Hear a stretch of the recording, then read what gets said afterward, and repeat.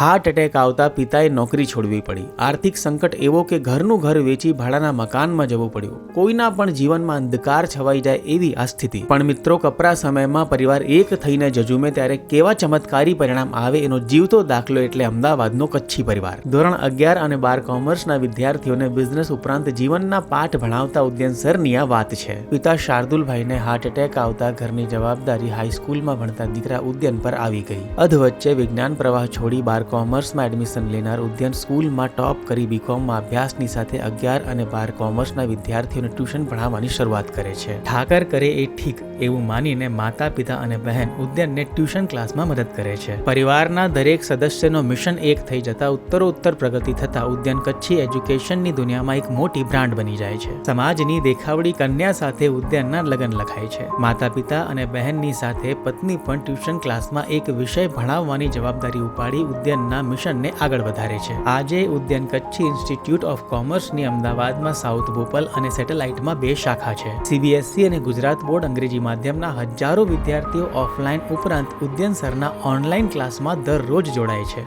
વિદ્યાર્થીઓ જીવનમાં સફળતા મેળવવાની સાથે સારા નાગરિક બને તે માટે UKIC દ્વારા Gita and management, budget and election જેવા વિવિધ સેમિનાર ઉપરાંત શોર્ટ ફિલ્મ મેકિંગ વર્કશોપ યોજવામાં આવે છે. સમગ્ર એજ્યુકેશન સેક્ટર માટે ઉદ્યન સરનો કચ્છી પરિવાર પ્રેરણા સમાન છે.